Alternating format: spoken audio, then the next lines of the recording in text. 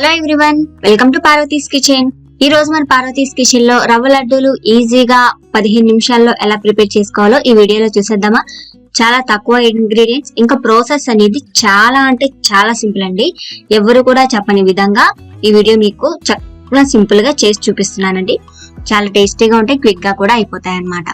మనకి దీపావళి పండుగ వస్తుంది కదండి. ఈ దీపావళికి చాలా క్విక్ గా తయారు చేసుకునే ఈ రవ్వ లడ్డూలు మీరు కూడా ట్రై చేసి అలాగే దేవునికి నైవేద్యంగా పెట్టి మనం చక్కగా ఎంజాయ్ చేయొచ్చు ఈ రవ్వ లడ్డూని.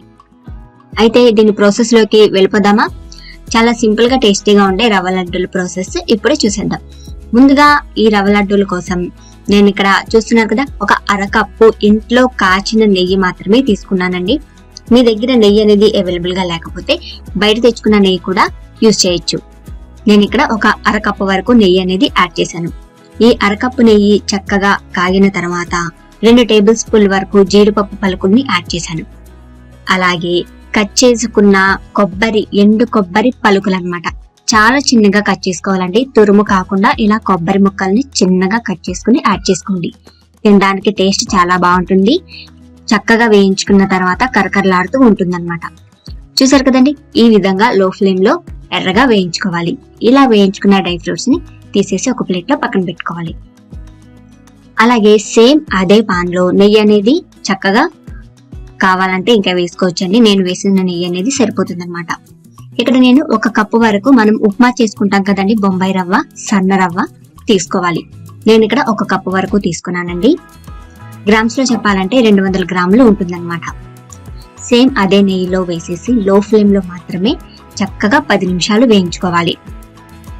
10 నిమిషాలు అని టైం చెప్పేదానికన్నా రవ్వ అనేది పచ్చివాసన పోయి మంచి వేయించిన నేతి జీడిపప్పు లాగా స్మెల్ అనేది వస్తుందన్నమాట.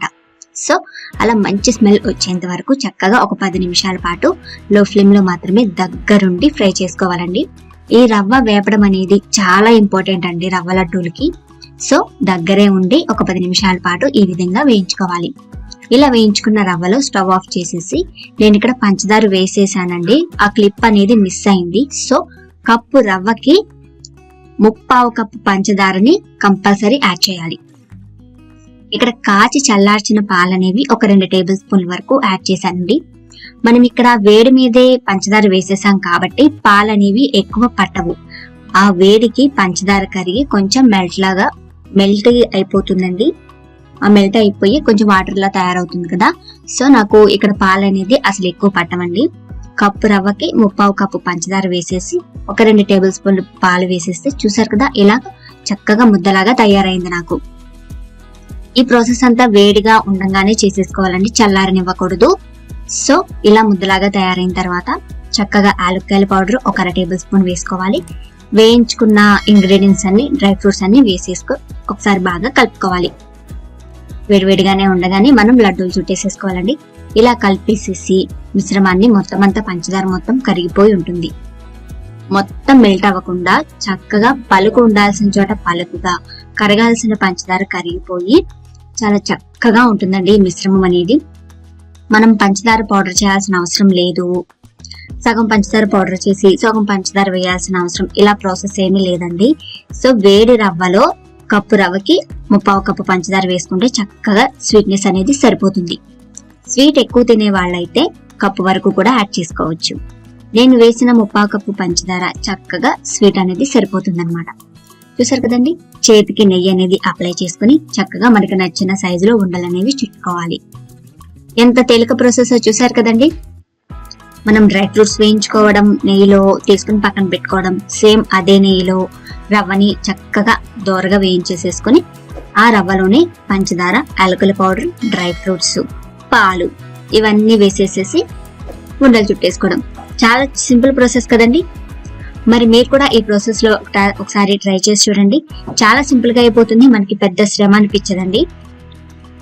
మరి ఈ ప్రాసెస్ మీకు నచ్చినట్లయితే ఈ వీడియోని మీ ఫ్రెండ్స్ అండ్ ఫ్యామిలీ మెంబర్స్ కి షేర్ చేయండి. ఈ దీపావళికి మరి తయారు చేస్తున్నారు కదా ఈ రెసిపీని. ఈ రెసిపీ మీకు నచ్చినట్లయితే మీరు కూడా ట్రై చేసి ఆ పిక్స్ ని నాకు ఇన్స్టాగ్రామ్ పోస్ట్ లో షేర్ చేయండి. ఇంకా ఇలాంటి ఈజీ అండ్ క్విక్ రెసిపీస్ కోసం పార్వతీస్ కిచెన్ ఛానల్ ని సబ్స్క్రైబ్ చేసుకోండి. ఈ వీడియో మీకు నచ్చినట్లయితే కామెంట్ చేయండి. మీరు కూడా తయారు చేసి మీకు ఎలా కుదిరిందో నాకు కమెంట్ సెక్షన్ లో తప్పకుండా కమెంట్ చేసి చెప్పండి. ఈ వీడియో చూసినందుకు థ్యాంక్ యూ ఫర్ వాచింగ్. ఈ లడ్డూలు అనేవి చక్కగా మనం పాలు వేసాం కాబట్టి ఎక్కువ రోజులు నిల్వ ఉండవు. కనీసం ఒక 10 to 15 days వరకు ఉంటాయండి. మరి మీరు కూడా ట్రై చేస్తారు కదా, ఖచ్చితంగా ట్రై చేసి చూడండి. టేస్ట్ అనేది చాలా అద్భుతంగా ఉందన్నమాట. Thank you for watching.